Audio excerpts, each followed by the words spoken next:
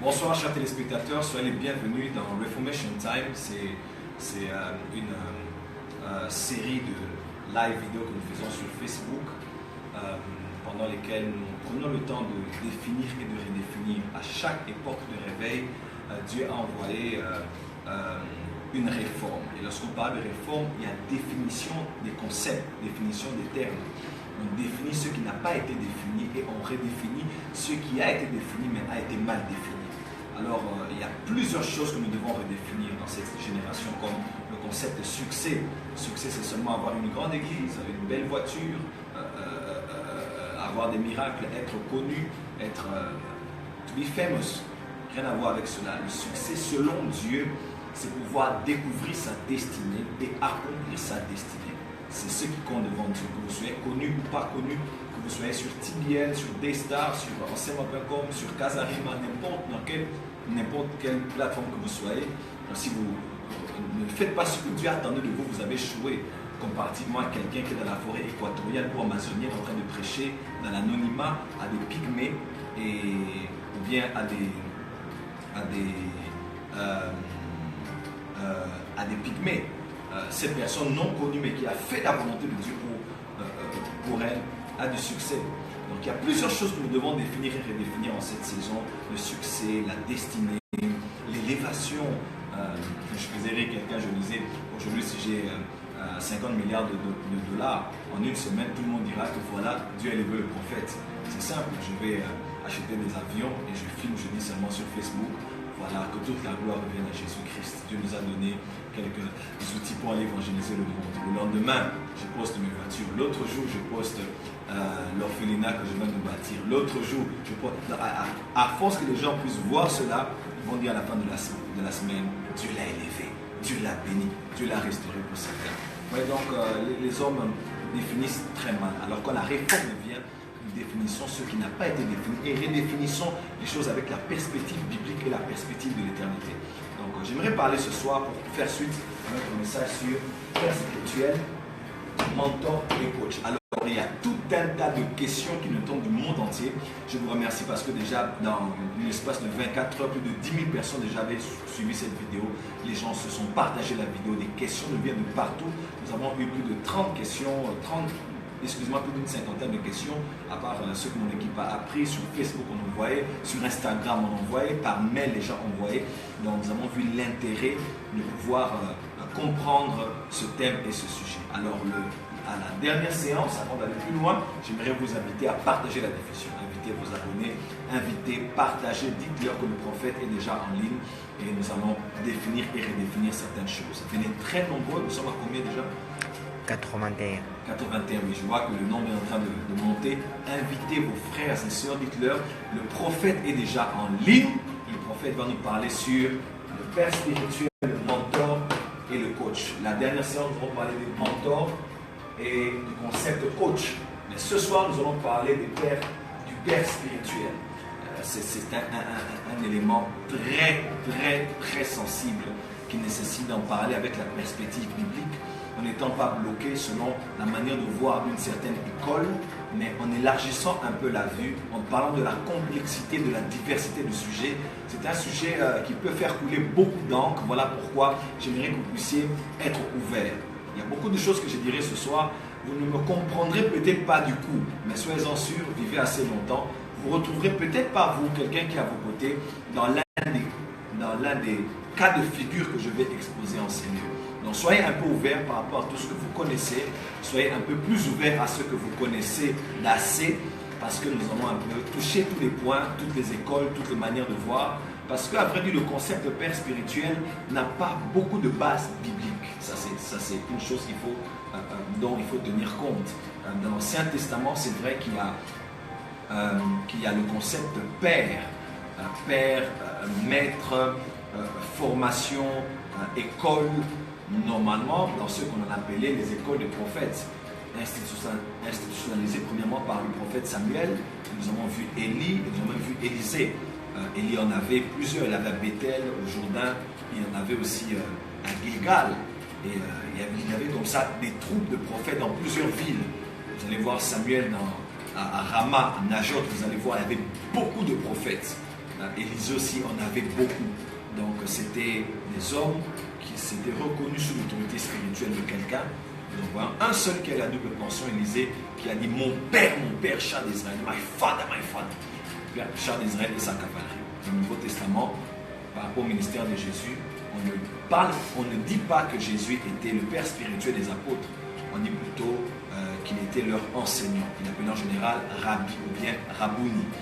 Et plus d'une fois, nous le voyons l'appeler plus tard mes enfants. Mes enfants, dans un contexte hébraïque, ce sont les personnes sur lesquelles vous êtes en autorité, vous êtes leur abba, leur source, et vous leur communiquez la connaissance. C'était plus ou moins dans ce contexte. On ne voit pas ça dans la vie de l'apôtre Paul, dans la vie de l'apôtre Pierre, dans la vie de l'apôtre Jacques, dans la vie de l'apôtre Jean, mais c'est plutôt par l'apôtre Paul qu'on voit ce concept que j'aimerais lire pour vous rapidement. Je vais lire pour vous dans 1 Corinthiens chapitre 4. 1 Corinthiens 4. 1 Corinthiens 4. 1 Corinthiens 4 à partir du verset 14. 1 Corinthiens 4, verset 14. L'apôtre Paul est le premier apôtre qui en a parlé. Il a écrit aux Corinthiens deux épîtres, le premier épître ainsi que le deuxième. Dans le premier, il est beaucoup plus pastoral. L'apôtre Paul traite des questions d'ordre moral, d'ordre doctrinal, plusieurs questions dans plusieurs directions afin de réguler un peu ce qui se passait là-bas, parce que c'était une église remplie d'hommes charnels, d'enfants spirituels, et il devait réguler beaucoup de choses par rapport au mariage, par rapport à la façon dont ces femmes grecques devaient se comporter à l'église, par rapport aux dons spirituels, par rapport aux éléments sacrifiés aux idoles, par rapport à plusieurs doctrines qu'il y avait autour du baptême des morts, beaucoup de choses, la résurrection, et beaucoup de choses dont l'apôtre a traité dans cette épître pastorale, dans 1 Corinthiens, qui est aussi un épître pastoral. 2 Corinthiens, maintenant c'est Paul contre Paul, c'est Paul qui défend son ministère, la défense de son ministère apostolique. Et ici nous voyons l'apôtre Paul parler dans le même cadre de pouvoir réguler les choses dans cette église de Corinthe. Il leur dit quelque chose parce que quand vous voyez dans 2 Corinthiens, il dit tous sont apôtres, je le suis aussi. Donc, parce qu'il y avait plusieurs apôtres qui étaient venus, qui étaient passés dans l'église de Corinthe. Bref, il y avait un certain désordre dans l'église de Corinthe. Il dit, pourquoi vous dites, nous on est de Paul, nous on est de Pierre. Vous voyez un peu, on est de Pierre, nous on est de Céphas, nous on est d'Apollos. Il dit, qui est Paul, qui est Pierre? Ce ne sont que les instruments par lesquels Dieu est passé pour que vous puissiez le connaître. Vous allez le voir. Donc, il y avait ce petit... Vous savez, quand les gens sont charnels, ils s'ironiquent toujours, mon père est ceci, mon père est cela. Ce n'est pas une mauvaise chose de s'identifier à une autorité spirituelle, tant que cela se fait en ordre.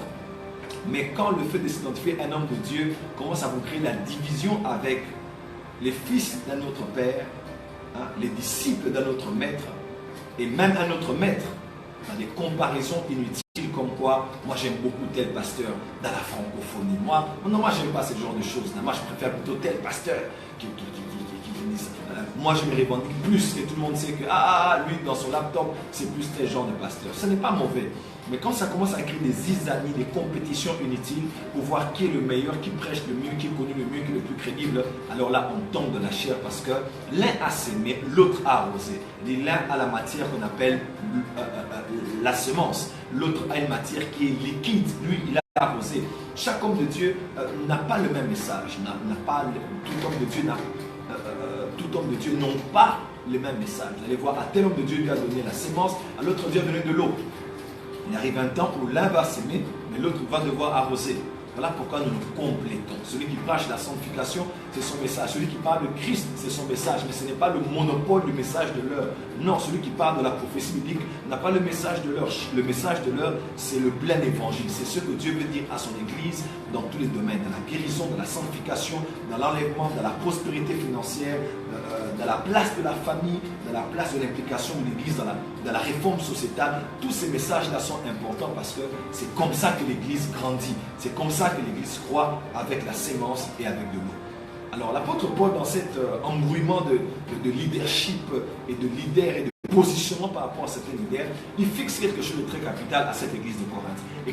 Écoutez très bien ce qu'il dit à l'église de Corinthe. Il dit ici, 1 Corinthiens 4, à partir du verset 14, ce n'est pas pour vous faire honte que j'écris ces choses, mais je vous avertis comme mes enfants bien-aimés.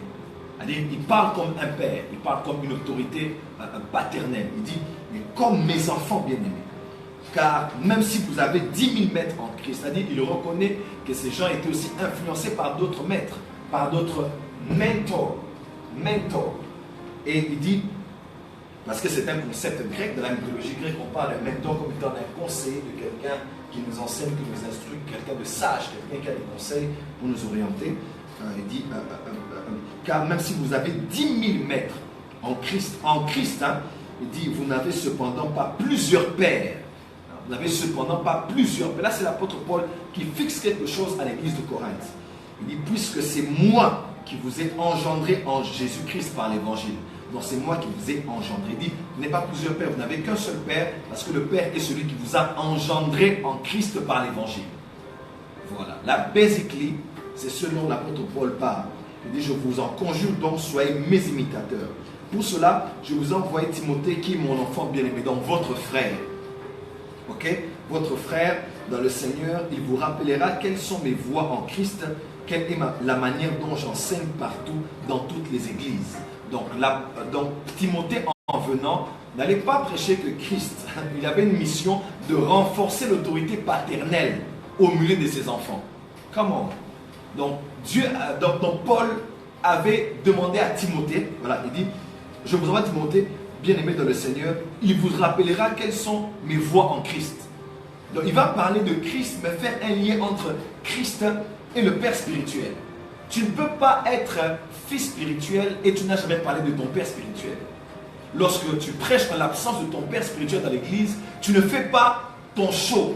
Tu ne montres pas que tu en avais la capacité, que tu as gardé en secret en attendant que papa puisse se déplacer. Alors tu vas prouver que tu as des dons, prouver que tu as des prophéties. Non. Un vrai fils spirituel, quand il travaille étant mandaté par son père auprès de ses frères, il renforce l'amour que les fils ont envers leur père.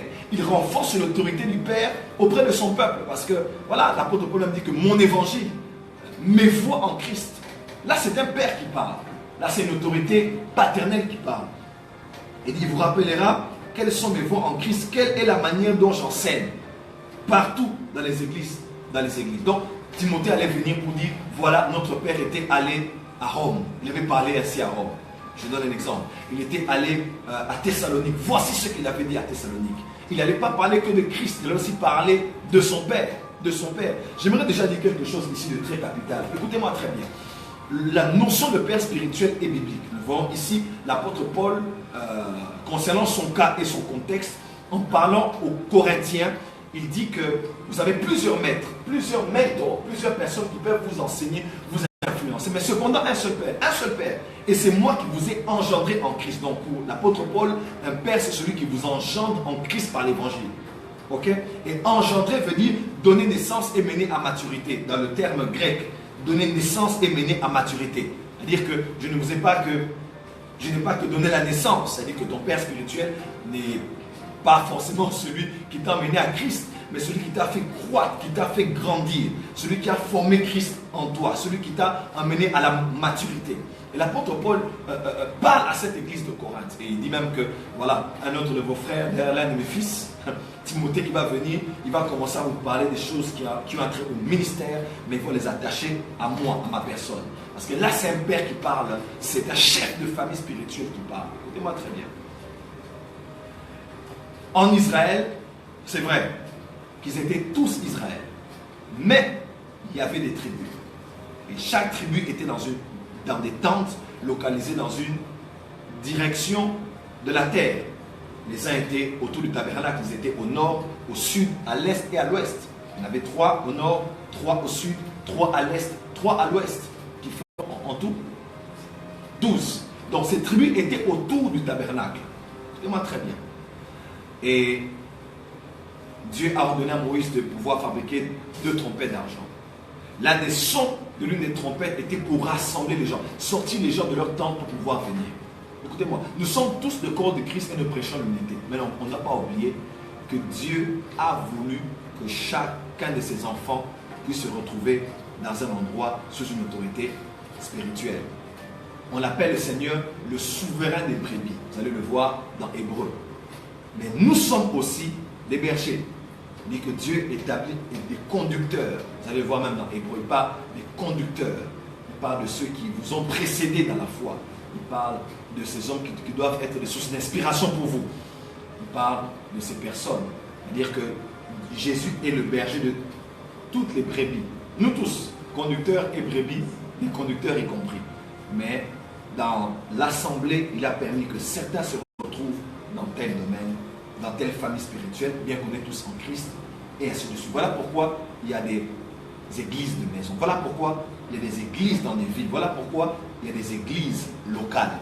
Et c'est comme ça que le Seigneur a prévu que les choses puissent se passer.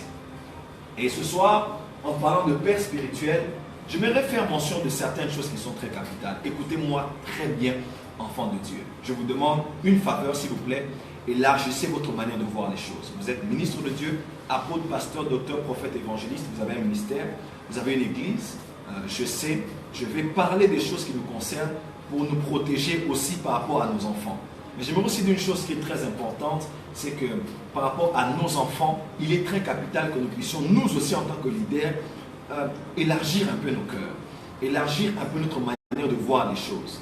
Pourquoi? Parce que avec l'avenue des réseaux sociaux, avec l'avenue de la mondialisation et de la globalisation, il est très difficile de pouvoir réguler à 100% votre fils. Pourquoi? Parce qu'à part le fait qu'il passe du temps avec vous sur WhatsApp, à part le temps qu'il passe avec vous à l'église lors des cultes, croyez-moi, vos fils écoutent beaucoup de pasteurs, ils écoutent beaucoup d'autres orateurs qui prêchent mieux que vous, qui ont des églises mieux organisées que vous, qui n'ont pas connu les échecs que vous avez connus dans le ministère. Vous pouvez dire à vos enfants spirituels à l'église, n'allez pas dans d'autres églises, mais vous ne pouvez pas ordonner à vos enfants de ne pas voir les rêves qu'ils font la nuit. Parce que plusieurs sont là. Même si vous ne m'aimez pas, ils dorment la nuit, ils voient en songe le prophète Joël qui prie pour lui. Ou bien même si moi je n'aime pas tel pasteur, mais un frère de mon église, il dort, il voit un pasteur que je n'aime pas par exemple, ou que je n'accepte pas, ce pasteur-là prier pour lui. Vous voyez un peu?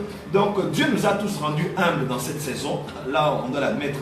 Alors quand on parle des pères spirituels, des mentors, des couvertures spirituelles, des dîmes, des offrandes, des sémences, nous devons être disciplinés, avoir une stricte manière de voir les choses, mais en même temps une manière large de voir les choses, parce que nous ne pouvons pas commander à nos fils et à nos filles de vivre d'une certaine manière, et pourtant nous-mêmes en secret, nous avons une manière de pouvoir faire les choses. C'est-à-dire, tu es là toi-même, tu as deux couvertures spirituelles. Mais quand l'un de tes fils veut te faire comprendre que, voilà, qu'il te respecte, qu'il t'aime, mais il sent que Dieu aussi Dieu aussi le pousse à pouvoir apprendre chez un autre homme de Dieu, tu es catégorique. C'est vrai, il faut protéger nos enfants. Mais pourquoi traiter durement ton fils et pourtant tu fais les choses que ton fils est en train de vouloir faire? Ouais. Donc nous devons être larges. Nous devons être larges. Numéro 1. La première des choses que j'aimerais dire ici, je fais un petit rappel. Le mentor est un maître. Est-ce que tout le monde est avec moi? Nous sommes à combien? 174. 174. Les réactions sont bonnes? Oui. Soyez bénis au nom de Jésus. Nous avons dit ici que les mentors sont les maîtres. Les mentors sont les maîtres. Chaque être humain est comme un diamant. Toutes les facettes de ce diamant doivent briller. L'homme marié en vous, l'écrivain en vous, le conférencier en vous, l'homme d'affaires en vous, le père de famille en vous, le conseil du chef de l'État en vous. Chaque dimension de votre vie doit briller. Et il est capital, il est important de pouvoir développer, maximiser toutes les facettes de votre potentiel. Très important. Et en général, il y a des hommes qui ont vécu ce que vous avez vécu avant vous. Et pour voir cela éclore, exploser, se manifester, cette facette de votre personne, surtout quand vous êtes dans le ministère, il est très conseillé de pouvoir aller vous connecter à quelqu'un qui a vécu ce que vous avez vécu avant vous. Oui, c'est ce qu'on appelle la connexion de la même sémence. L'ange apparaît à Zacharie. 6 mois après, il apparaît à qui? Il apparaît à Zacharie dans le temple. 6 mois après, il apparaît à Marie dans la maison. Et il dit à Marie, tu vas être enceinte de manière surnaturelle. Alors, elle parle avec l'ange, elle parle avec l'ange. Et l'ange lui dit à la fin, l'ange lui dit, d'ailleurs, ta parente Élisabeth est à son 6e mois. 6e, 9e. 6e mois. Car rien n'est impossible à Dieu. Et cette femme a dit, ah, pourquoi l'ange lui a dit? L'ange a dit, c'est vrai que ce que tu vis est assez étrange, pour être sincère. Parce que tu ne peux pas être enceinte sans avoir connu d'homme, parce que tu es vierge. Mais être enceinte surnaturellement, être enceinte miraculeusement, je te donne un témoignage.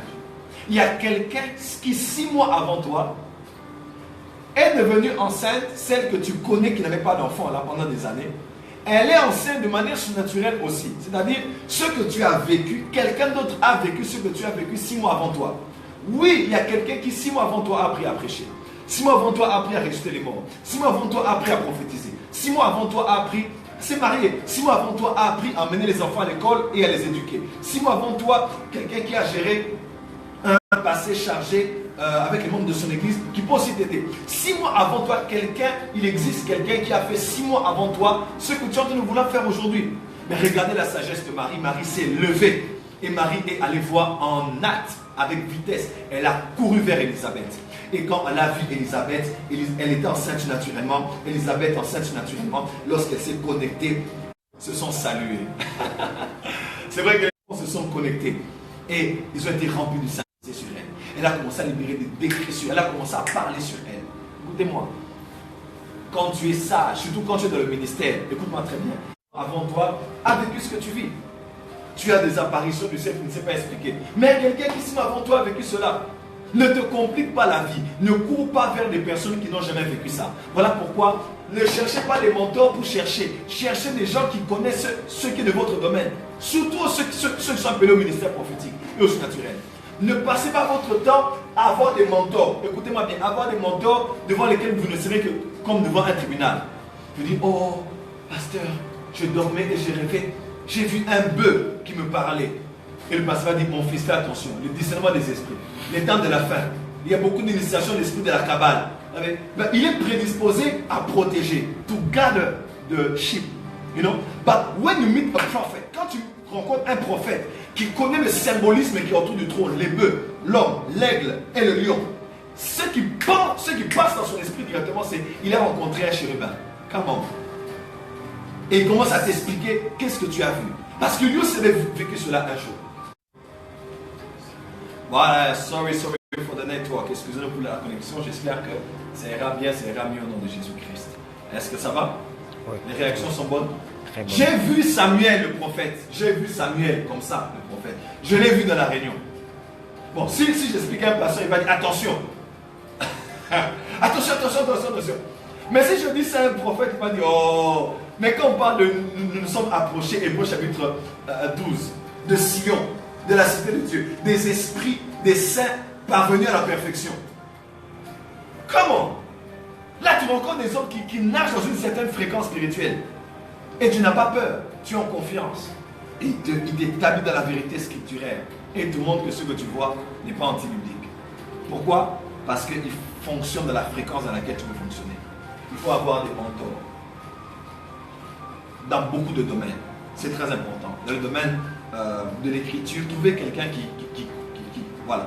Je vous recommande de suivre la vidéo récente. Elle va beaucoup vous aider. Je risque de me terminer sur le sujet. Et pourtant, je vais parler des pères spirituels ce soir.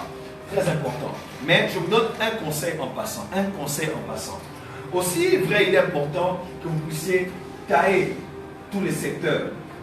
Hein, vous êtes comme une étoile. Je ne suis pas très fort en dessin. Chaque partie de votre personne doit briller. C'est vrai. C'est vrai. On dit qu'il faut avoir 10 000 mètres.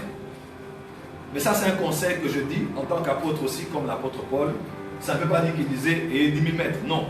Il faut en avoir beaucoup. Mais dans la destinée, je vous donne un très bon conseil. Voyagez léger. C'est très important. Voyagez léger dans la vie. C'est important. Vous avez la liberté d'en avoir beaucoup. Mais vous n'êtes pas obligé d'en avoir beaucoup. Vous n'êtes pas obligé d'en avoir beaucoup. J'aimerais dire quelque chose qui va vous éveiller. Je vais revenir sur ça dans quelques minutes. Choisissez quelques personnes stratégiques. Mettez-les autour de vous. Et avancez. Des fois, on n'a pas toujours besoin d'avoir autant de gens autour parce que des fois, on est déconcentré. Je connais beaucoup de jeunes qui émergent dans le ministère. Des femmes et des hommes qui me suivent. Mais ils courent derrière le premier venu. Quand ils voient l'un maintenant qui sort là, oh, il est directement là-bas. Quand ils voient un qui est ici, il court. Quand l'autre, il voit l'autre prophétise beaucoup, il est là-bas. Quand il voit l'autre qui fait les miracles, il est de l'autre côté. Il est partout à la fois et il ne sait pas grandir. C'est très important. Même lorsqu'on mange, on sait que je mangerai ceci et cela. Et ça me suffit. Je prends du thé, je prends de l'eau pour digérer, c'est fini. Mais quand tu en prends de trucs, toutes les portes ouvertes ne sont pas à y entrer. C'est clair. Toutes les portes ouvertes ne sont pas à y entrer. Ce n'est pas parce qu'un prédicateur est un bon prédicateur, tu passeras toute ta vie sur YouTube si tu dois écouter tout le monde. Non. Il y a des personnes que Dieu a prévues pour toi. La nourriture que tu entendras de ces quelques personnes est celle qui te fera grandir. Ne t'embrouille pas, tu écoutes ceci, cela, ceci, cela. Je parlais avec un de mes fils qui est en France, et il m'a mené beaucoup de révélations. Je lui ai dit, mon fils, calme-toi. Parce que tu sais, il est mieux d'avoir une personne qui a un chantier et qui a fini la maison que quelqu'un qui a du chantier. Et il y a des gens comme ça, ils commencent, il n'a pas terminé. Il est avec tel mentor, il laisse. Avec tel père spirituel, il laisse. Il est ici, il laisse. Donc lui, il court dès le premier venu, et celui qui est populaire. Et celui dont tout le monde parle. Et celui qui a beaucoup d'argent. Et celui qui est au top. Et celui qui est à la une. Il a le nombre de vues le plus élevé sur YouTube. Alors, on se dit, non, non, non, moi je serais fier. That's my father, ça c'est mon père. Et tu mets ça sur ton côté, le prophète, tu mets ça ici, tu mets ça là. Toi, tu es quelqu'un qui n'a pas de fondation. Parce que tu es emporté par la nouveauté. Tu es emporté. Quelqu'un comme toi, you are useless, even in a spiritual family. Tu n'es pas utile même dans une famille spirituelle. Parce que tu n'as pas de base, tu n'as pas de fondation. Écoutez-moi, il faut être sélectif. Quand tu sais où tu vas dans la destinée, et des gens qui t'édifient, mais et surtout des gens qui t'aiguisent. Parce que tout prédicateur peut t'édifier, mais ce n'est pas tout prédicateur qui va t'aiguiser. T.D. Jakes m'édifie, mais il ne m'aiguise pas. En rien. Je n'ai rien avec T.D. Jakes de commun. Nothing. Crefeu de l'âme m'édifie, mais il ne m'aiguise pas. Il ne m'aiguise pas parce qu'il n'y a rien. Mais Christ me m'aiguise. Ah, because I'm called to work in the healing anointing. Quelqu'un m'entend? Kenneth Hagin m'édifie. Parce que je suis appelé à être, quand tu m'as parlé du nom de Joël, que j'ai mis dans les derniers jours, je répondais de mon esprit. Je suis appelé à être un homme, partout où je vais, les gens tombent mon esprit, partout où je vais, les gens sont baptisés de l'esprit, partout où je vais, les gens parlent en langue. C'est quelque chose qui est attaché à moi. Je vais écouter ce qui édifie, mais je vais beaucoup plus donner du temps à ceux qui m'aiguisent. Quand vous cherchez des mentors, ne vous encombrez pas trop. Prenez quelques personnes stratégiques, mettez-les autour de vous, lisez leurs livres, étudiez leur vie, apprenez et développez ces parties principales qui font de vous ce que vous êtes. Développez vos forces au travers des mentors. Les coachs, j'en ai parlé ici, ce sont ceux qui vous accompagnent. Un mentor peut aussi être ton coach si vous avez une proximité physique et géographique. Mais tout coach n'est pas forcément un mentor, il n'est pas forcément ton modèle. La personne à qui tu veux ressembler, cette personne qui taille ces dimensions de ta vie, c'est quelqu'un qui est à côté de toi, qui est à proximité, comme je l'ai dit. Ça peut être ton responsable de la chorale, ça peut être qui encore? Entraîneur de foot, ça peut être ton professeur à l'école, vraiment, il est celui bien, l'assistant professeur. Voilà, il est ton coach, celui qui t'aide. Et pourtant, tu veux ressembler à ton professeur principal. Ouais, un peu. Donc, j'en ai parlé, vous pouvez voir tous les détails dans la vidéo récente, je ne vais pas m'éterniser. Mais la question de père spirituel ici, très capitale. Très, très capitale. Je vais donner 2, 3, 4 éléments. Je pense qu'il y aura une troisième vidéo qu'on va faire. Hein, parce qu'il y a beaucoup de questions. J'aimerais donner une portion ce soir et j'aimerais développer avec le temps. J'aimerais déjà vous dire, c'est une notion très complexe.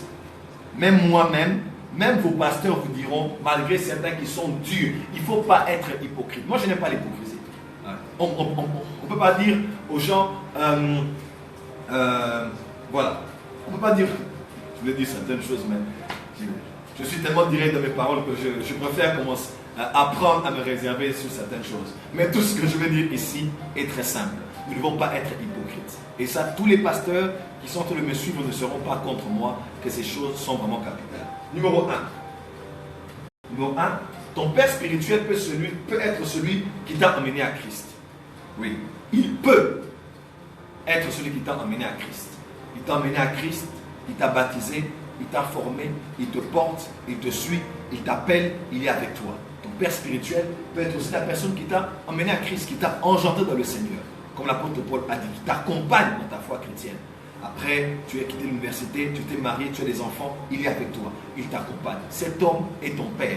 Il est celui qui t'a engendré dans le Seigneur. Il t'a appris le ABC de la vie chrétienne. Il t'a emmené dans les eaux du baptême. Cet homme-là peut être ton père spirituel. Dans la mesure où cet homme-là meurt, ou dans la mesure où Dieu avait prévu que cet homme-là conduise ta vie durant un moment, cet homme-là, tu peux l'appeler dans un jargon évangélique ton père de la foi. Ton père de la foi. C'est-à-dire que des fois, c'est vrai, il arrive où il y a des personnes qui ont commencé avec nous la vie.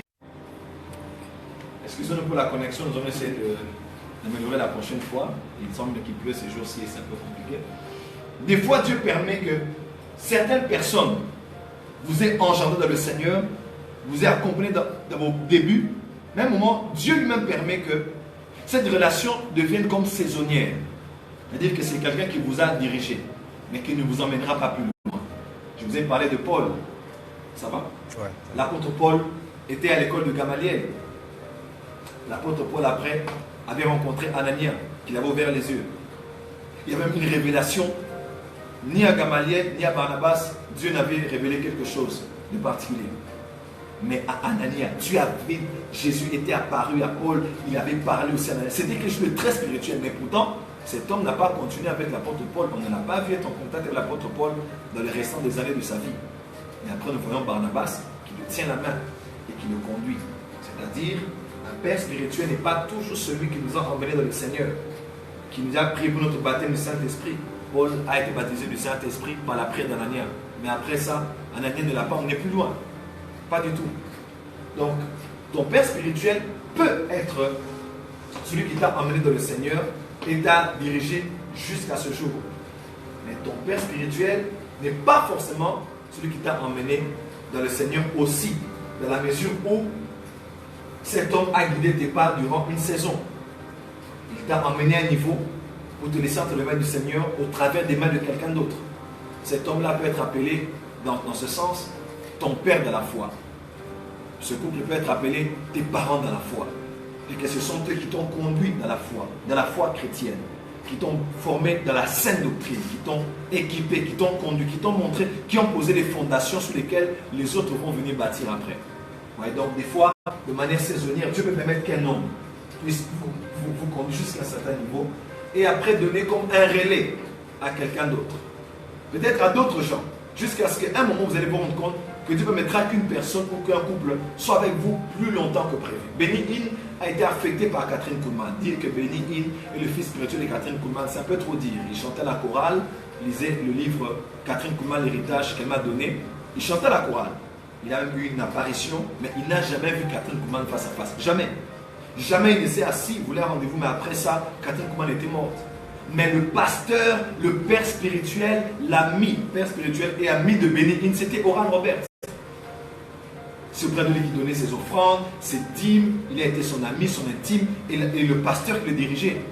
Oral Roberts l'avait dit, tu vas appeler Crève de là pour t'excuser par rapport à quelque chose. Il a crié sur lui. Il a dit, Oral Roberts a parlé, il a pris le téléphone, il a appelé Crève de là pour lui demander pardon. Parce que Oral Roberts était l'intime de Benny Hinn, mais il était aussi comme son pasteur. Oral Roberts connaissait beaucoup de choses par rapport au ministère, et c'est lui qui a accompagné Benny Hinn jusqu'à ce jour. Est-ce que les est avec moi? Cet homme est son père spirituel. Il a été son pasteur, son père spirituel et son ami. Très important. Donc nous ne voulons pas ceux qui vous ont conduit jusqu'à un certain niveau comme père spirituel, on peut les appeler les parents dans la foi. Je dis bien, c'est un jargon évangélique. Ok? Je vais donner plus de versets bibliques à la prochaine séance. J'aimerais avancer. Et Dieu lui-même va se charger de pouvoir mettre quelqu'un sur votre chemin sur lequel vous allez être jusqu'à la fin. Ou des gens même. Et puis à un moment, vous allez vous stabiliser. Vous allez être sous une autorité qui va vous conduire jusqu'à la fin. Deuxièmement, votre père spirituel peut être votre pasteur. Je dirais mieux, devrait être votre pasteur. Très capital. Ah ouais. Mais il déclare que ces bergers-là vont rendre compte à Dieu de vos âmes. Ils sont les gardiens des autels, de la maison spirituelle, de la maison apostolique dans laquelle vous êtes nourris. C'est là qu'on dit apporter dans la maison du trésor. Toutes les dîmes, c'est là. Prophète, parce que je dois donner mes dîmes. Donne ça ici, chez ton pasteur. Enfant de Dieu, il y a beaucoup de désordre aujourd'hui. Beaucoup. Parce que l'être humain en général pense que ce qui est mieux, c'est ce qui vient d'ailleurs. Écoute-moi, il est écrit, bois l'eau de ta propre source. C'est ça? Vous qui connaissez bien les versets sur le mariage. Proverbe Ecclésiaste. Voilà. De ta propre citerne. de ta propre source. Tu es marié, tu as une belle femme. Si tu te dis, tu vas chercher des belles femmes, tu ne vas jamais arrêter de voir des belles femmes dans ta vie. Mais le contentement te demande de rester sur une, parce que tu es en alliance avec elle. C'est très important. Une fois Dieu t'a connecté à un pasteur, tu as un berger, une autorité apostolique sur toi. Toi, tout ce que tu veux, crèche grave. Et au point où tu es tellement parti en admirant les autres, que tu n'arrives même plus à réaliser la beauté que ton père spirituel a. Beaucoup de choses que tu cherches, tu sais que ton père spirituel a ça. Ton pasteur de l'église, il a ça. Mais pour toi, parce qu'il n'est pas sur internet comme ceux que tu connais, parce qu'il n'a pas une aussi belle église, comment? Une aussi belle église que celle que ton pasteur a, parce qu'il n'est pas aussi instruit que ces pasteurs qui parlent bien français aujourd'hui, alors tu méprises ton père spirituel au point d'aller maintenant chercher d'autres. Tu n'es qu'un fanatique. Et quand ton père spirituel fait une erreur, tu as une occasion directe de pouvoir quitter l'église. Je parlerai la prochaine fois sur les 5 raisons principales pour lesquelles on peut quitter l'église. Ce n'est pas un pasteur qui tombe dans le péché ne veut pas dire que tu dois le quitter. Non, non. Un pasteur qui ne te prêche pas bien, parce qu'aujourd'hui, tu es devenu membre d'une église virtuelle sur internet. Tu suis les cultes du dimanche, du mardi, du jeudi, de leur convention, de leur conférence, parce que ton pasteur ne te prêche pas aussi bien, tu le laisses. Et tu prends le père spirituel, écoute-moi. Toi, si tu seras père demain, des fois, Dieu te permet de rester là parce que tes prières, comment? Parce que ton amour, parce que ta foi dans cet homme peut le booster, peut le pousser à une autre dimension. C'est un jeune homme qui avait pris Samson et qui a emmené Samson pour qu'il pose ses mains sur les colonnes.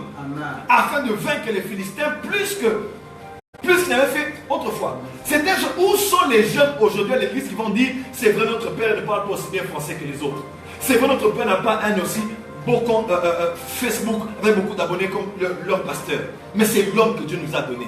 Et qui peut prendre cet homme et le pousser au point où son potentiel peut exploser et se développer. Vous êtes une bande de fanatiques, une bande d'hypocrites. Vous venez à l'église pour dire pasteur, mais vous êtes plein dans les églises des autres. Le pasteur là, il y a aussi beaucoup de ceux qui sont loyaux envers lui. Et beaucoup de ceux qui sont déloyaux aussi envers lui. C'est vrai, l'herbe paraît toujours sèche chez l'autre, hein. On a toute l'impression que cette église-là, non, si j'étais à Paris, je l'ai pris dans cette église. Oh, si j'étais à Bamako, moi, si j'étais à Kinshasa, oh, vous ne savez pas la grâce que vous avez d'avoir le prophète Joël. Moi, si j'étais à Kinshasa, je ne prierais que là-bas. Mon église n'est pas l'église la parfaite. Votre église n'est pas parfaite. Et si vous quittez une église à l'autre parce que vous cherchez la perfection, vous n'allez la trouver nulle part. Parce que même au ciel, le pasteur assistant avait pris un tiers des fidèles, il avait quitté l'église. Il s'appelle Lucifer. Oh non, comment c'est possible dans l'église de Jésus qu'un pasteur fasse ça? Même au ciel, Lucifer, le pasteur assistant, il a pris des gens et il est parti avec. Donc il y a rien de nouveau sur le soleil. Il n'y a rien de nouveau sur le soleil parce qu'au-dessus du soleil, il y a des choses qui se sont passées. Yes. Donc là déjà, je dis que ton pasteur est d'abord ton père spirituel. Ça peut être celui qui t'a amené au Seigneur et ton pasteur. Restez dans vos églises, n'abandonnez pas vos assemblées. Mais écoute-moi. Oh, prophète, j'ai rêvé de toi. Tu m'as affecté, tu m'as affecté. Tout rêve que tu fais sur un serviteur de Dieu, ne fais pas de cet homme de Dieu qui a pris pour toi dans les rêves ton père spirituel ou ton mentor. Non, il y a des hommes qui ne sont que des prophètes envoyés dans ta vie. Tu m'as vu en songe parce qu'à un moment, tu dois envoyer une sémence, ou je dois prier pour toi, où il y a un lien entre mon ministère et le tien. C'est fini. Mais Dieu ne veut même pas que je sois ni ton mentor, ni ton père spirituel. C'est pas parce que tu as rêvé d'un homme de Dieu, tu dois être ton mentor ou ton coach. Non! Il peut juste être un prophète qui entre dans ta vie pour prier pour toi, t'affecter. Et c'est fini. Tu continues ta route. Mais vous aujourd'hui, pourquoi j'ai rêvé de lui? Oh, comme j'ai rêvé de lui, Ismaël Fada. Oh, mon père, bande de fanatiques. Arrêtez ces choses-là. Dieu t'a donné quelqu'un, honorez cet homme, donnez à cet homme. Cet homme a souffert avec vous. Ce pasteur-là n'est venu qu'en voyage. Ce pasteur-là n'est venu que pour prêcher dans la ville. Il va prendre vos offrandes et puis partir. Mais vous avez quelqu'un qui a toujours été avec vous. Quelqu'un qui pleure pour vous, qui jeûne pour vous, qui assiste à vos deuils. Ce pasteur-là a déjà assisté à ton deuil. Il ne sait même pas qui tu es. Il ne sait pas du tout qui tu es. Mais tu te revendiques mon père spirituel. Tu mens. J'ai vu un frère dire, mon père spirituel c'est Tilly Jakes. That's crazy, you know. That's crazy. Tilly Jakes ne te connaît ni d'Adam, ni d'Ève, ni de Jean, ni de Marie. Oh, béni c'est mon père spirituel. Tu l'as vu, tu l'as rencontré où? Il y a des gens qui sont tellement zélés. Reste sous ton pasteur. Ton pasteur est ton père spirituel. Comment? Oh, parce que j'ai suivi son message sur le mariage. Oh mon Dieu, il a développé des choses. Le prophète Joël a parlé d'eschatologie. Je ne sais pas, je méditais sur ça. Ça, c'est mon père spirituel. Je ne suis pas ton père. Je ne suis pas ton père. Ton père est là-bas à l'église. Si je viens dans votre ville, je viens à Martinique, je vais en Guadeloupe, je bougerai la ville. Ça profitera à mon ministère et au corps du Christ. Mais tu as un père qui est avec toi, qui est là quand vous êtes malade, qui est là quand vous avez des problèmes de couple, qui est là quand tu n'as pas dormi la nuit. 3 heures, tu les réveilles. Tu me réveilleras où? Je dors. Même si je ne dors pas, je jeûne et je prie. Je fais mes histoires. Et je ne m'occupe pas de toi. Je t'affecte de loin. Mais tu as un père. Tu as quelqu'un qui prend soin de toi, qui prend soin de ton foyer. Quand avec ta femme, ça ne va pas. Il est là pour vous. Pourquoi tu vas aller me suivre, moi, que tu ne connais même pas? Tu ne sais pas si je suis un vrai serviteur de Dieu, un occultiste, un Illuminati, parce que seulement je suis un homme assez présentable et que je parle bien français. C'est faux. Arrêtez d'être des suiveurs. Soyez des enfants loyaux, stables. Restez chez vous à l'église. Reste à l'église. Sinon, vous savez comme dans Luc chapitre 1, le pain est parti, toutes les églises passent par des hauts et des bas. Tout ministère passe par des hauts et des bas. Les enfants spirituels qui ne sont liés qu'au chronos et ne connaissent pas le kairos. Quand le kairos vient, Dieu revisite encore Bethléem. Le père vient dans la maison du pain. Quand ils veulent revenir, ils n'ont plus de poste à l'église parce qu'ils étaient allés suivre le pasteur qui était venu qui était en vogue. Écoute-moi, quand tu es déjà frustré par rapport à là où tu es, tu peux même avoir des rêves qui vont dans le sens de ce que tu vois. Je répète, quand tu ne veux plus être là où tu es, tu auras même des rêves qui te confirmeront que tu dois plus être là où tu es. Quand tu ne veux plus d'une femme, tu entendras même des prophéties bizarrement qui te diront ce n'est pas la femme de ta vie. C'est vrai? Quand tu aimes une femme, quand tu aimes une femme, tu aimes la sœur là, bizarrement, il y aura comme des coïncidences autour de toi. Tu rêves d'elle, tu la vois en cours de route, tu entres sur Facebook, tu vois son post, quelqu'un te dit tu vas épouser une femme comme ça. Bizarrement, c'est comme s'il y a une loi d'attraction. Je ne crois pas en ces choses-là vraiment, mais comme s'il y a une loi maintenant. L'énergie d'amour que tu as en toi, c'est comme si. Écoutez-moi bien, ce n'est pas New Rich. C'est bizarre, mais c'est comme si tout se réunit autour de toi pour te faire croire que cette personne est la femme de ta vie. Et tu dors, tu rêves de moi. Tu te réveilles, tu as vu le prophète Joël sur Facebook. Bizarrement, tu as vu un live, tu lui dis non. That's my father. Sois stable. Sois dans ton église. Donne ta dîme à l'église. Donne tes offrandes à l'église. Honore ton pasteur. Élève ton pasteur. Écoute-moi. C'est une aberration que d'être sous un pasteur, mais ton ordinateur est rempli de mes prédications. Ça ne se passe pas comme ça. Ce n'est pas normal que toi tu es en Guadeloupe. Ton père spirituel, tu n'as même pas acheté le CD, mais tu as déjà téléchargé toutes les prédications de ce pasteur qui est à Kinshasa. Tu as un problème. Parce que tu as l'impression que ce qu'il dit c'est mieux. Non, reste et médite un peu ce que ton pasteur a dit. Il a dit des choses profondes. Mais tellement que pour vous, tout ce qui est beau à l'extérieur, vous allez les voir à l'extérieur. Très important. Ton père spirituel peut être celui qui t'amène au Seigneur. Il peut être aussi ton pasteur. Ah ouais. Il peut être aussi ton pasteur. Écoute-moi. Ton pasteur, on ne choisit pas la famille dans laquelle on est. Moi, je suis né congolais, mais j'ai un visage de Rwandais, de Burundais, de Maliens, de Mauritaniens, d'Éthiopiens. Quand je suis en Éthiopie, on me salue toujours dans l'avion comme ça, quand on me sert. Et puis quand je suis en Éthiopie, on croit que je suis éthiopien. Mais je n'ai pas choisi le visage que j'ai. Tu n'as pas choisi de venir dans cette église. Tu me dis, moi je vais être à Kinshasa. Qu'est-ce que je fais dans cette ville? Les églises sont froides. Je ne vais aller à Kinshasa pour profiter de cette grâce. Ça c'est bien bon. Je ne refuse pas que ça peut être aussi le cas. Mais des fois, il faut être un peu concentré. Arrêtez de vous éparpiller. Des fois, la grâce est juste là où tu as toujours été.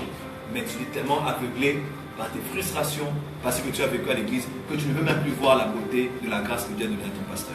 Ton pasteur est basically ton père spirituel. Très important. Très important. Je voulais dire 2 ou 3 choses ici. Très important. Ça passe, hein? Ah là, je sais que j'ai choqué beaucoup de gens. Hein?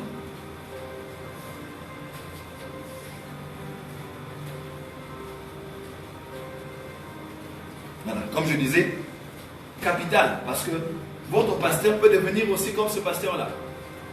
Mais il est entouré seulement des gens qui les critiquent. Et quand le pasteur te donne la modération, tu chantes comme le pasteur là qui est sur Internet. Tu commences à prêcher, à bouger comme ce pasteur-là qui est sur Internet. Le pasteur ne se voit même plus, il ne te voit même plus en lui. C'est compliqué, hein, ces histoires-là. Sois concentré sur ton pasteur. Aime-le. Crois en lui. Honore-le. Ce qui est en lui peut sortir. Et demain, il peut devenir plus que ce que vous recherchez ailleurs. Voilà pourquoi ne soyez pas rapide à quitter l'église. Tu as une vision. Ne sois pas rapide à conclure. Soyez sincère, célibataire ou marié. Regarde bien ton palmarès. Le nombre de fois que tu as avec une femme était la femme de ta vie, mais tu ne l'as jamais posée. Le nombre de fois que tu as eu des signes que ce frère-là c'était l'homme de ta vie. Donc Dieu vraiment avait prévu que tu sois polygame. Non. Je suis prophète, mais je n'ai jamais conduit ma vie par les prophéties. Tous mes enfants savent ici. Je ne prophétise pas tout le temps sur les gens. Surtout sur le mariage. Dieu me dit ce n'est pas ta femme ou bien c'est ta femme. Le jour où ils auront des problèmes, ça va retomber sur toi par des prophéties. Non, non. Une sœur m'a même dit, mais prophète, mais tu peux quand même me dire, et si quelque chose m'arrive? Je dis non. Je peux prendre le même Doliprane, au lieu de te le donner pour que tu le boives du coup, je peux le mettre dans l'eau et le diluer et te le donner. C'est que je peux avoir un message prophétique, mais je ne te le donne pas cru. Tu me dis, ce n'est pas l'homme de ta vie. Mais je vais t'emmener des éléments autour de toi pour emmener ta responsabilité à choisir ce qui est bien. Et je verrai à ce que tu choisis ce qui est bien. Le reste là, à moins que Dieu me dise maintenant, dis-le. Je vous le dis. Parce que dans le même prophétique, ce n'est pas tout ce que tu vois que tu dois dire. Dieu ne t'a pas fait voir parce qu'il veut que tu le dises. Non, il y a des choses qu'on voit parce que Dieu a voulu seulement nous tenir informés. Mais pour qu'on puisse prier. Ce n'est pas pour le dire. Toute révélation n'est pas pour la transmission. Toute révélation est d'abord pour l'information et pour l'intercession. C'est maintenant quand Dieu te dit, va dire que tu vas dire. Voilà un peu. Donc, j'aimerais attirer votre attention ici. Apprenez à être constant. La vie chrétienne, même le ministère, a des hauts et des bas. Ton père spirituel et que ton pasteur peut être dans une phase basse. Pendant ce temps-là, un autre homme de Dieu émerge. D'autres voix émergent. Mais si tu ne suis que ceux qui émergent, tu risques de passer à côté du kairos qui va arriver bientôt. Parce que le chronos est statique, hein? Il est linéaire. Mais quand le kairos vient, quand Dieu décide de se souvenir de ton pasteur, comme il s'est souvenu aussi de l'autre, qui a la une aujourd'hui, tu risques de passer à côté. Et quand tu voudras revenir, il ne fait plus trouver de place pour lui dans le ciel. Amen, amen. Gloire à Dieu. Mais il arrive. Est-ce qu'il y a des questions déjà? Les gens sont très expressifs. Ok, les gens sont très expressifs. Hein? On a combien? 286. On était à 300, 315. Enfants de Dieu, restez dans vos églises, honorez vos pasteurs. Et toi, quand quelqu'un de l'église quitte, toi aussi tu quittes avec lui.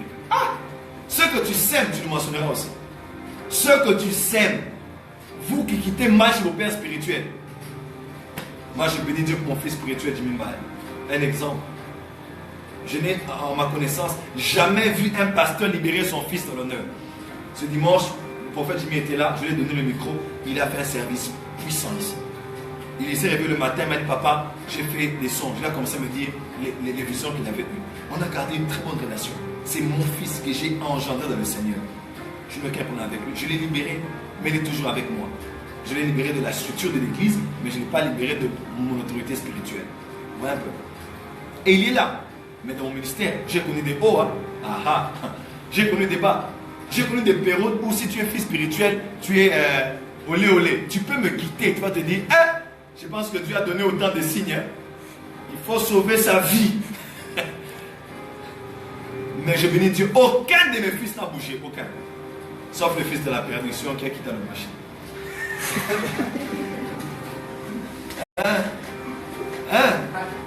Voilà. J'ai parlé comme le maître. Avance. Jean chapitre 17. Tous mes fils sont là.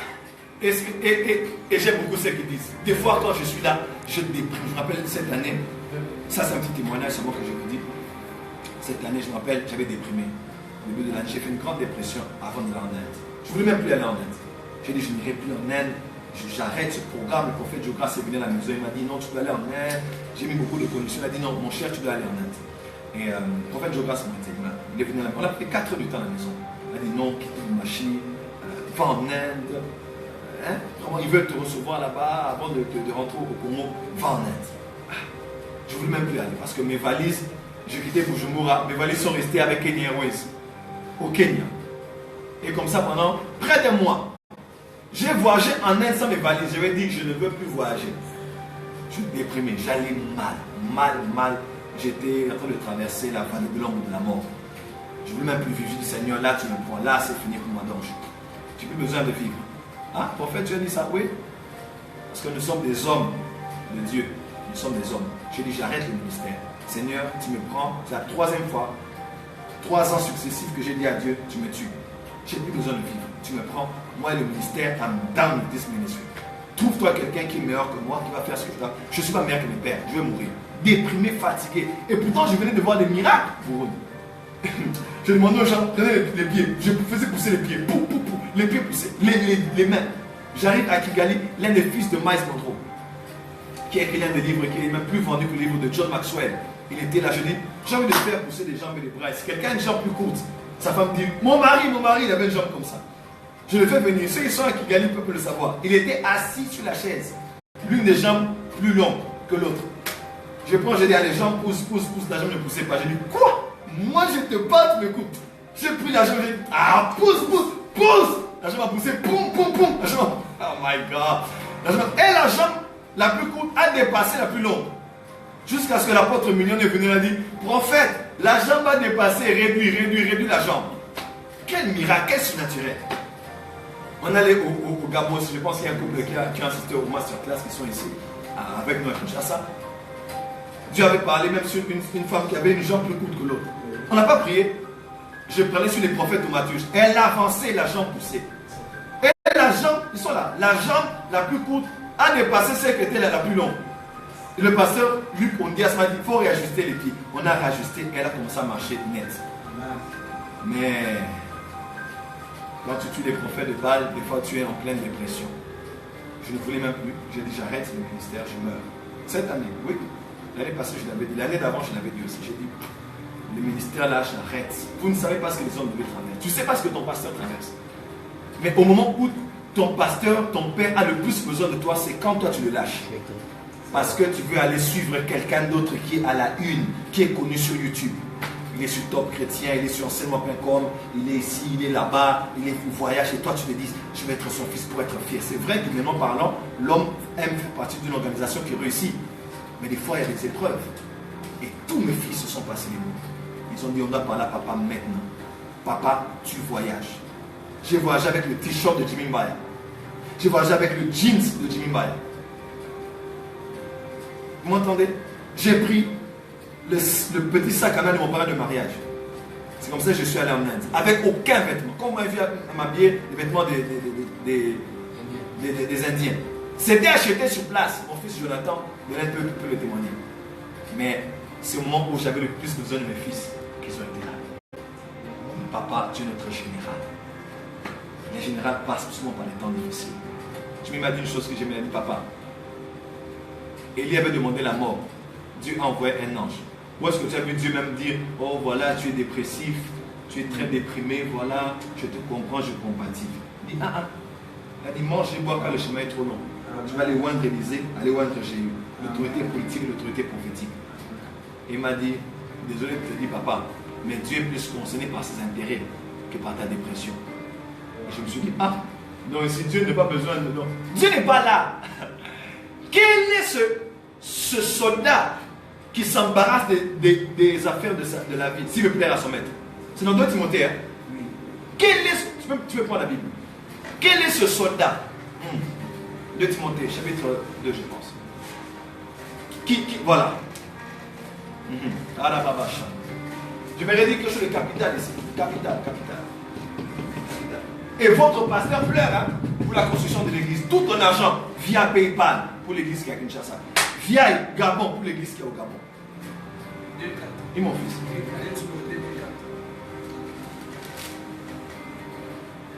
N'abandonnez pas vos assemblées.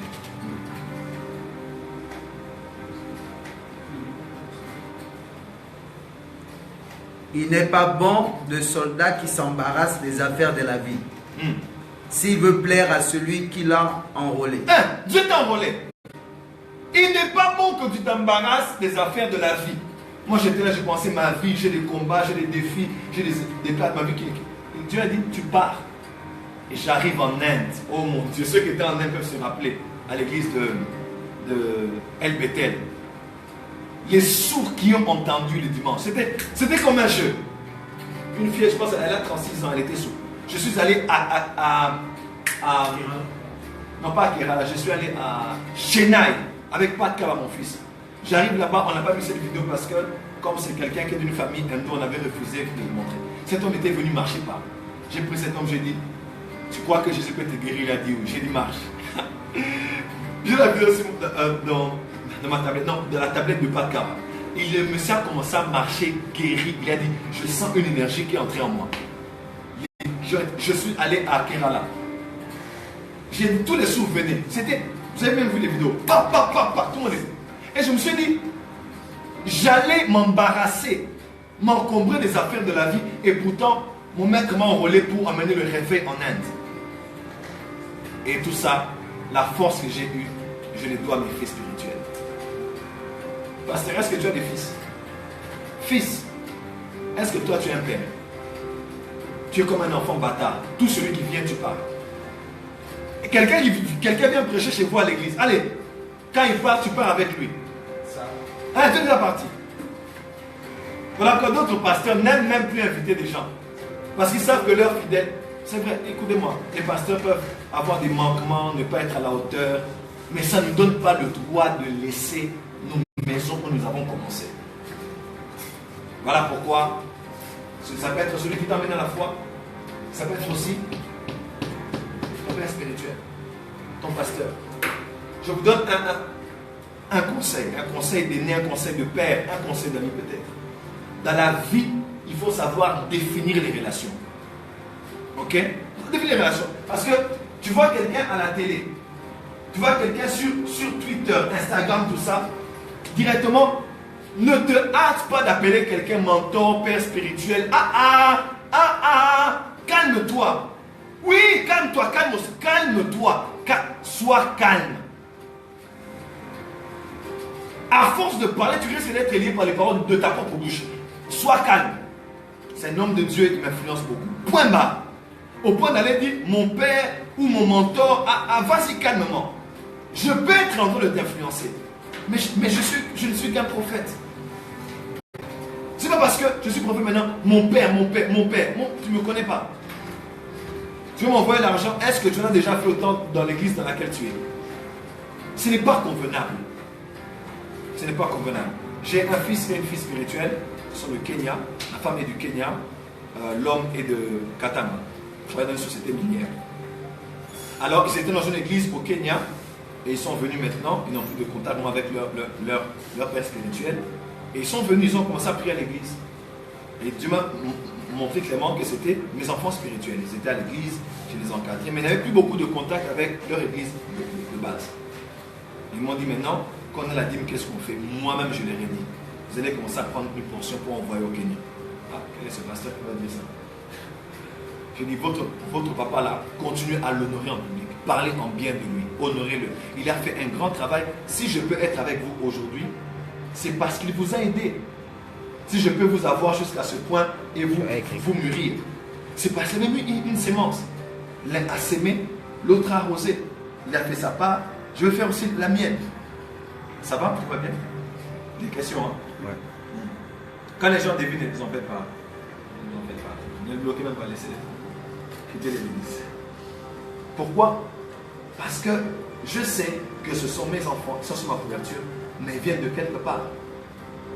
Et je ne peux pas aller au-delà avec eux de la limite que Dieu a imposée dans ma vie par rapport à eux. Ce sont mes enfants, mais ils ont une parents dans la foi qui ont fait un grand travail avec eux.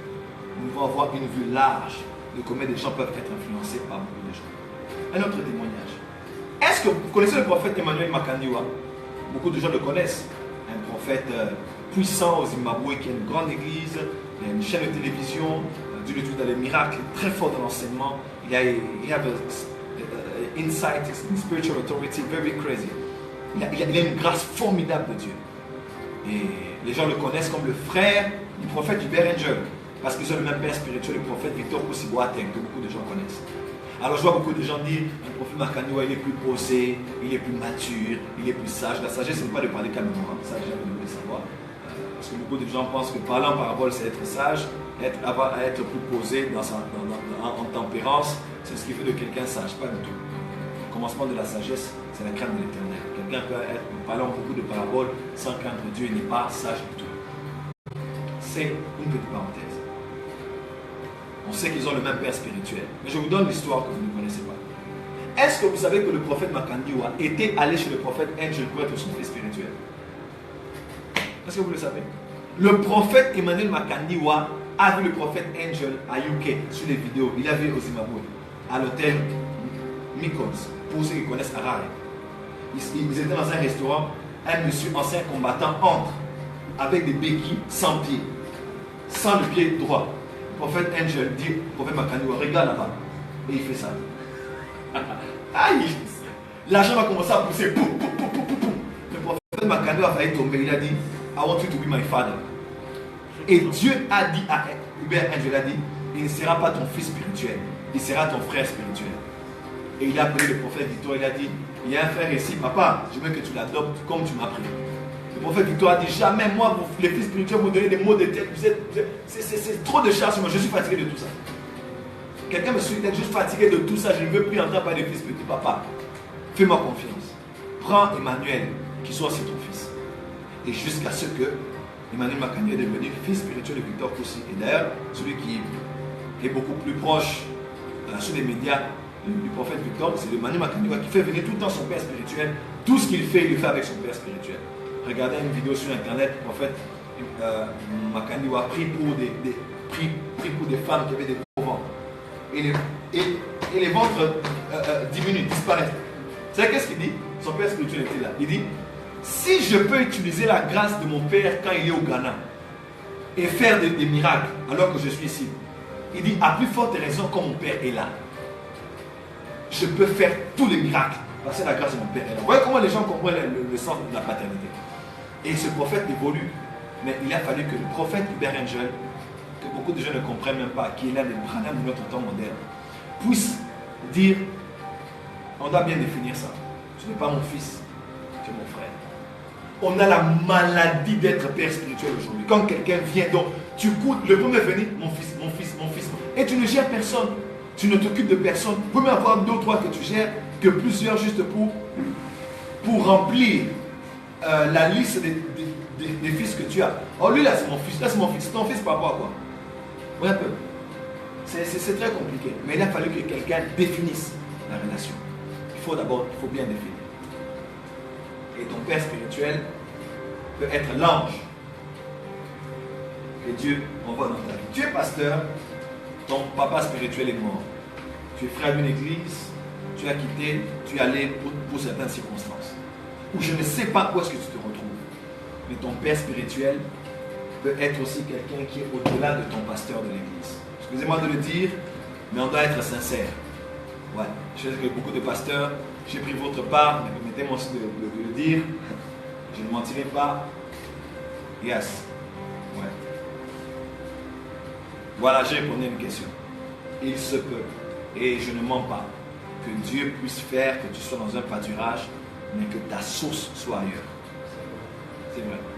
Vraiment, si vous le refusez, je suis désolé de laisser des pasteurs. Je pense que j'ai assez pris votre part aussi. Hein. Il ne faut pas m'en vouloir. Mais je dis quand c'est Dieu, hein, oui, Dieu peut vraiment, essentiellement, faire qu'un enfant est sous ta couverture, mais la personne que Dieu a choisie pour l'influencer, pas en tant que mentor, like his father, est à l'extérieur. Maintenant, ça dépend de toi, fils, comment tu vas gérer ça. Un pasteur m'a appelé d'un pays que les gens connaissent, je ne vais pas donner beaucoup de détails. Il a un père spirituel, mais depuis un temps, il sent que Dieu le met à cœur d'être en contact avec un couple qui sent non que ce sont ses parents spirituels. Il m'a dit, Joël, je gère comment? J'ai dit, mon cher, la Bible ne dit pas beaucoup de choses comme ça. David avait combien de pères spirituels? Il y avait Samuel, il y avait Nathan, il y avait Gad, il y avait Ananias, je pense comme ça. Il y avait des prophètes autour de lui. On peut dire qu'il était le père spirituel de David. Samuel, Nathan. Donc, dans ce domaine-là, j'aimerais bien dire c'est souvent complexe. Alors, nous posons les bases de ce qui est essentiel, mais nous ne connaissons pas tout, nous ne sommes pas Dieu. Il y a des cas de figure que j'ai vus dans mon esprit, je sais que c'est ça. Mais je ne sais pas te trouver une base scripturaire pour te dire que ce n'est pas le cas. Ouais. Ton Père soit ailleurs. J'ai même vu des gens qui étaient sous 2 couvertures spirituelles différentes. Excusez-moi de dire, ça peut peut-être vous choquer, mais beaucoup de pasteurs que vous voyez dans la francophonie, comme vous appelez dans la francophonie, si tu demandes, si tu vois bien sa vie, il a comme 2 couvertures. Certains ont comme 3 couvertures spirituelles. À la fin, ils ne savent pas te dire publiquement qui est son père spirituel. Ah, c'est ce que je dis, c'est très sensible. C'est très sensible, mais c'est le cas. Le plus important, c'est d'honorer les personnes que Dieu a élevées au-dessus de nous. Le plus important, c'est d'avoir l'esprit de sagesse. Voilà pourquoi demander à Dieu la sagesse. La sagesse, par définition, c'est le point de vue de Dieu sur une situation. La sagesse, c'est le point de vue de Dieu. C'est quand, voilà, c'est le point de vue de Dieu sur toutes ces relations qui sont devant toi. Ce que Dieu pense, la manière dont Dieu pense là, c'est la manière dont Dieu veut que tu gères. That is wisdom. J'ai vu des hommes, des généraux de notre génération, mais qui étaient comme influencés par 2 personnes simultanément. Et à ces personnes, il faut les honorer. Et j'ai dit à ce pasteur, j'ai dit voilà, la dîme de ton église, tu le donneras à celui avec qui tu as commencé. Mais la dîme de ce que tu reçois dans tes affaires, on voit ça. Ah, c'était une sagesse on voit ça à ce couple auprès de qui Dieu t'a emmené. Tu honores l'un, tu honores l'autre et tu avances. Et ça c'est important parce que nous les pasteurs aussi, nous sommes passés par ces moments. Tous les leaders qui me suivent peuvent dire que prophète, tu as raison. Alors nous devons des fois être clairs quand nous enseignons nos fils. Pour ne pas avoir l'esprit de Jézabel, c'est-à-dire l'esprit de contrôle, de manipulation, d'exploitation, de... Non. Il faut comprendre comment Dieu dirige ce fils. Il y a des gens que Dieu a prévu uniquement qu'ils soient sous quelqu'un. D'autres sous 2 personnes. Mais c'est vrai qu'il y aura toujours une personne qui aura de l'ascendance sur l'autre. Le plus important, c'est de faire la volonté de Dieu. Je m'arrête là. Le sujet est très sensible. Mais je crois que tous les serviteurs de Dieu qui m'ont vu, même s'ils peuvent être irrités là où ils sont, ils me donneront raison quelque part parce qu'ils se sont déjà retrouvés sur ce genre de cas de figure. Toi-même, tu sens que cet homme qui est dans votre vie, c'est un père pour toi. Mais tu vois en même temps aussi que cet homme de Dieu-là, tu dois le rencontrer, il doit te conduire et puis te dire. Il faut que je te demande à Dieu la sagesse pour gérer ce genre de cas. C'est sensible, mais on ne doit pas avoir l'hypocrisie pour cacher certaines choses qui nous arrivent à nous-mêmes, qui arrivent à nos amis, à nos frères de la foi. Mais la mauvaise chose de toutes, c'est d'être sous personne. Là, c'est mauvais. C'est pas ça là qu'on parle beaucoup contre les pasteurs. Où est son père spirituel? C'est facile, hein? Les pasteurs d'aujourd'hui, qui est ton père? Il y a des gens qui parlent avec arrogance parce qu'ils sont sous personne. Mais quand tu es sous quelqu'un, il va te dire Joël, je n'ai pas aimé ce que tu as fait là-bas. Joël, ce que tu as posté, ce n'est pas convenable. Joël, ne pose plus des choses comme ça. Joël, ne fait plus ce genre de choses. Mais quand tu n'as personne qui te régule, tu es le Seigneur sur ton trône. Tu attaques les pasteurs, tu attaques les hommes de Dieu et tu rends compte à qui? Tu parles de père spirituel par rapport à tes fils. Toi, qui est ton père? Qui est au-dessus de toi? Qui est cet homme de Dieu que tu as déjà honoré même sur les réseaux sociaux? Tu n'honores personne. Parce que le monde gravite autour de toi. Un homme comme ça, ne le suivez pas. Il vous emmènera dans la perdition. Parce que le monde tourne autour de lui. Un homme qui ne sait pas reconnaître les pères, un homme qui ne sait pas honorer les personnes qui l'ont engendré, n'est pas un fils, et il n'est pas digne d'être un père. Très capital. God bless you. Pour ce soir, je m'arrête là. On va prendre les questions et on va aller. Est-ce que c'est passé? On va acclamer pour le CD.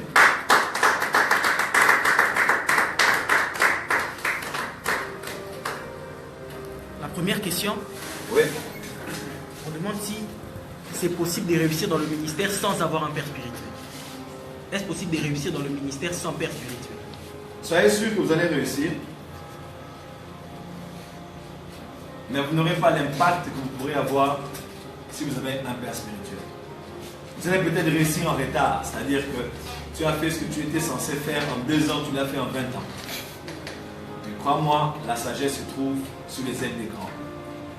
vont te dire, nous on est passé par là. Ça c'est la loi du ministère. Depuis Genèse jusqu'à Apocalypse, Dieu a marché comme ça.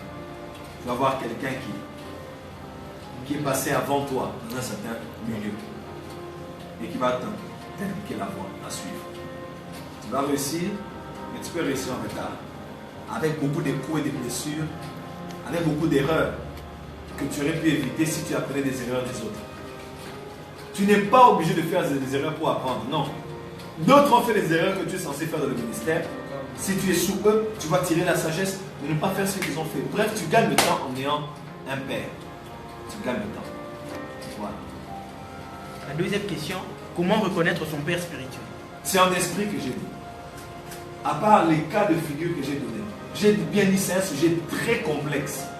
Voilà pourquoi l'esprit de sagesse, le Saint-Esprit, l'esprit de vérité, te conduira dans ce qui est vrai, dans ce qui est convenable pour toi. Ton père spirituel,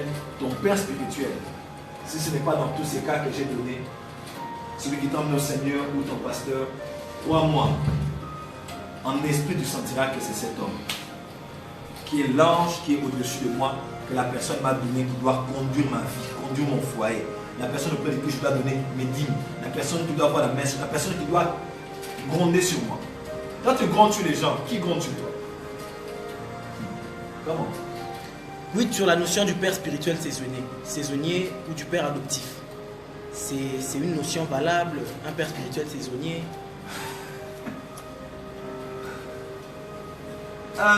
Le plus important, ce n'est pas père spirituel ou couverture spirituelle ou on me dit non. Le plus important, ce n'est pas la nomenclature, mais c'est d'identifier que Dieu a mis cet homme sur mon chemin pour un moment.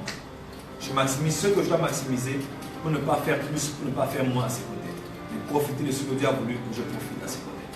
La nomenclature, plusieurs de ces concepts ne sont pas scripturaires, mais elles sont dans l'expérimental. Elles ne sont pas doctrinales, mais expérimentales dans ce qu'on a vécu. Et que plusieurs ont vécu même dans les études. Est-ce possible de choisir un père spirituel ou c'est obligatoirement Dieu qui nous le donne? Non, choisir un mentor, oui.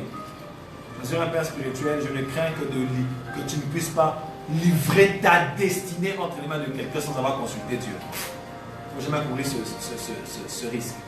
Dieu connaît la personne qu'il te faut. La personne qu'il te faut, Dieu la connaît. Est-ce que notre père spirituel peut-il être à des kilomètres de nous?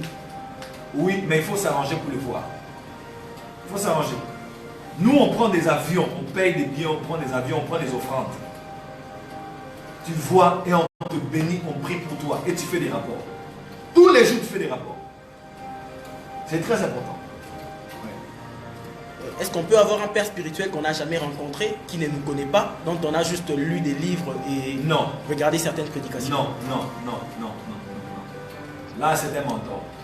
C'est un homme qui t'a influencé. C'est un père. Le concept de père. Je pense que la prochaine fois, je dois parler des différents types de pères. Hein. C'est important. Mais non. Ça ne marche pas comme ça. Il faut une relation. C'est une question de relation. Même Jésus, quand il parle de son père, il parle de son père qui aime, le père aime le fils. Il montre combien il aime son père.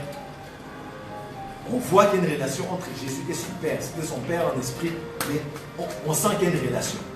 Il regarde les cieux, il parle à son père. Son père fait entendre sa voix comme le tonnerre. Celui-ci, c'est mon fils bien-aimé. Donc, il y a vraiment une relation entre le père et le fils. Au point où Jésus parlait tellement de son père, au point où dans Jean chapitre 14, vous allez voir, les hommes ont dit, mais dis, tu nous fatigues là, hein? Dis, montre-nous le père, cela nous suffit. Tu n'as pas encore eu un père spirituel tant que tu n'es pas arrivé au point où tu parles tellement de lui que les gens sont fatigués de t'entendre. Ouais, parce que ton père, tu dois le célébrer. Ton père, tu dois le sanctifier. Ton père, tu dois l'honorer. Tu ne peux pas être là, tu me dis, je remercie Dieu pour les pasteurs qui m'ont aidé, et tu commences à citer les hommes de Dieu. Et le nom de ton père spirituel, tu mets ça aussi dedans, et tu le mets dans un seul lot. Tu n'as pas sanctifié ton père. Tu dois citer le nom de tous les pasteurs, mais le nom de ton père, tu dois le mettre en évidence. Because he's your father. Et n'est pas honte du père que Dieu t'a donné. Quelles que soient les épreuves par lesquelles il passe, quel que soit le niveau d'éducation qu'il a, ton père doit être sanctifié. Notre Père qui est aux cieux, que ton nom soit mis à part. Ne sois pas mélangé avec les autres.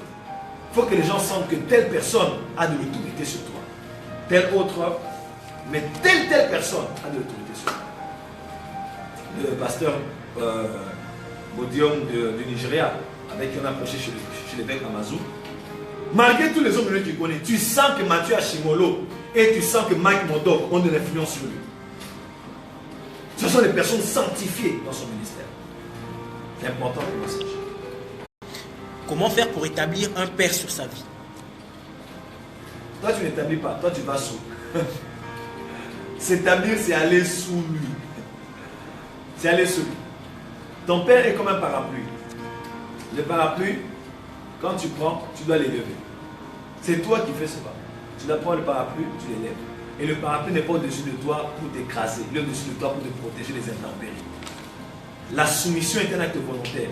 De prendre quelqu'un qui est peut-être moins âgé que toi. Moins riche que toi. Moins connu que toi. Mais tu le prends toi-même comme le parapluie. Tu l'élèves et tu le mets au-dessus de toi. La soumission est un acte volontaire. D'accepter d'appeler quelqu'un papa, même s'il est moins âgé que toi. De le mettre au-dessus de toi et de dire, moi, c'est toi et c'est toi qui me conduis. Que doit faire un Ça fils? va, ça évolue. On est à combien? 266. Ok. Mais les réactions, ça va?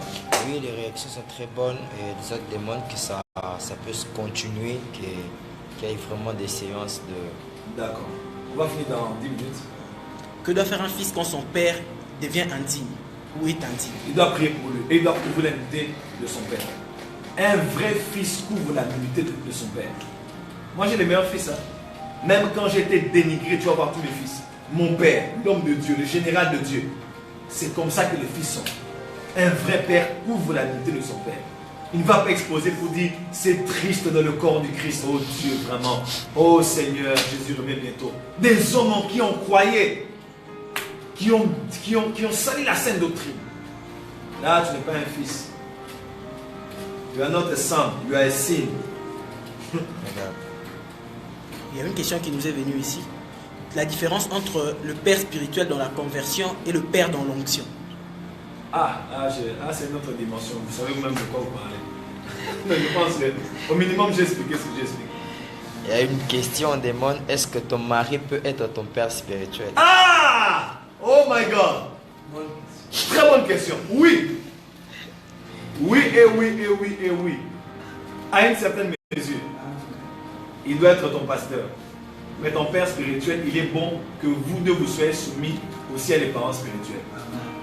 C'est mieux. Parce que ton mari ne peut pas manger d'adine. Il est marié comme ça. Toi, je t'ai donné l'argent. La dîme, elle est où? Ma soeur, la dîme, elle est où?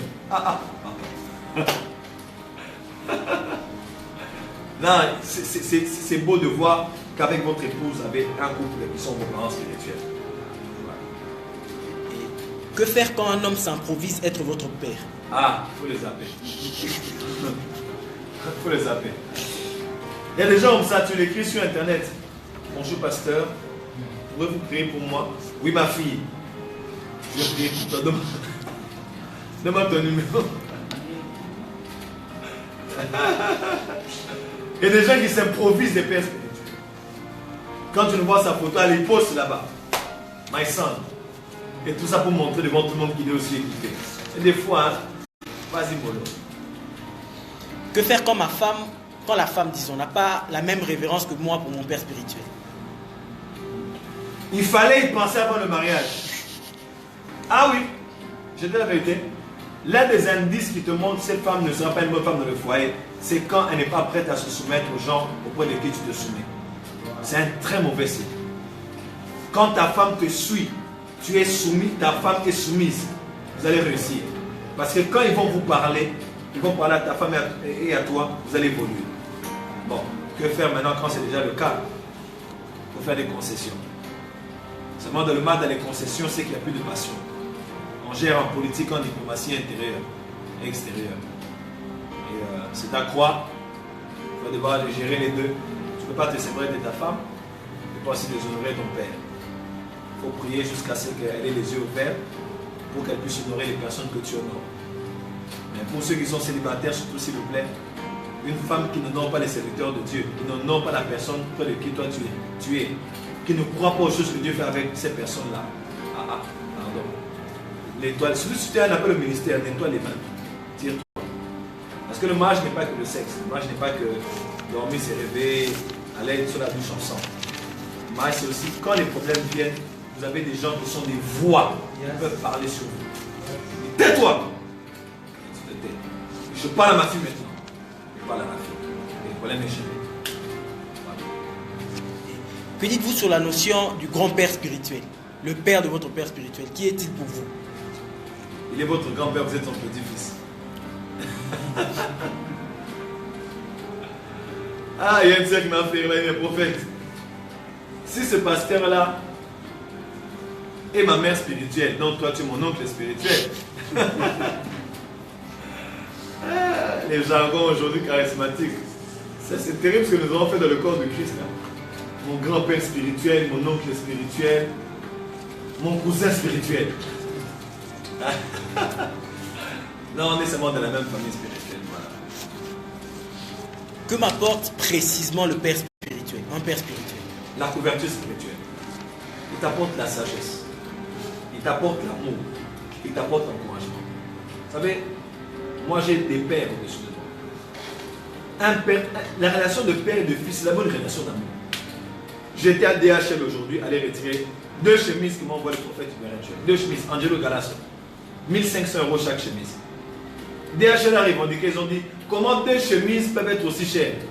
J'ai dit, ce sont les chemises les plus chères qui au monde. C'est ce que Mathieu Chimolo met, c'est ce que Bouchiri met, c'est ce que le pasteur Baudio, c'est ce que Bishop Clarence McClendon met, c'est ce que Mathieu Chimolo met. Actuellement, c'est les chemises que Mathieu Chimolo met, que le pasteur Baudio met, que le prophète Bouchiri met, et les chemises que moi je mets, Angelo Galasso. 1500 €. Mais il m'écrit dans son anniversaire, je t'envoie des chemises. Il est allé à Angelo Galasso, il a pris des photos, il allait choisir. Je lui ai dit, mais je vais tout choisir, il a tais-toi, choisis-moi 2. Et j'ai pris 2. Il a payé cash, non, voilà. DHL a dit, vous devez payer 1000 $. Parce que c'est passé par la douane. Vous avez dit, mais c'est quel? On a mis 2 chemises dans le colis, mais comment on peut payer 1000 $? Je les ai montrés sur Instagram. Vous voyez, c'est un pasteur africain qui est l'un des pères. La part de tous les costumes que je mets. C'est lui qui me l'a donné. Allez, Joël, viens. Allez, prends. Là même, il m'a dit, mais les costumes là te vont bien. Hein. Je veux que tu viennes là-bas. Hein, que tu reviennes encore comme ça, je te mets 20 ou bien 30 costumes. C'est pas une relation d'amour. C'est pas une relation de donne-moi, non. C'est une relation d'amour. Je vous parlerai la prochaine fois sur les choses qui te lient à ton père spirituel. Il faut que tu suives cet enseignement qui va beaucoup t'aider. Il te donne, mais tu apprends à donner. Tu peux être Adim Chéri. Donc toi, tu es un profiteur. Papa, prie pour moi que ton onction vienne sur moi. Qu'est-ce que j'ai déjà mangé de toi? Qu'est-ce que j'ai déjà mangé que mon âme s'est réjouie pour que je te bénisse? Rien. Mon travail, c'est, papa, à 3 h du matin. Tu es en ligne? Dernière question. Est-ce que mon père biologique peut être mon père spirituel? Oui, possible. J'ai vu ce cas plusieurs fois. Le pasteur Perry Stone, qui est un grand eschatologue aussi. Son père biologique était son père spirituel. Le mari de la femme de Bénédine, son père spirituel et son père biologique. Une dernière. Est-ce qu'on peut raisonner un père spirituel sur un aspect de sa vie? Il faut beaucoup d'honneur pour parler à un père spirituel. D'abord, il faut prier pour ça. Il faut vraiment prier pour ça. Il faut vraiment prier pour ça. Il faut trouver le bon moment et la bonne manière de parler. Priez plus que de nous approcher pour le parler. Parce qu'il y a des gens qui ont un zèle, qui sont super zélés. Donc lui vient là-bas comme s'il veut apprendre à son père quelque chose. Soyez humble dans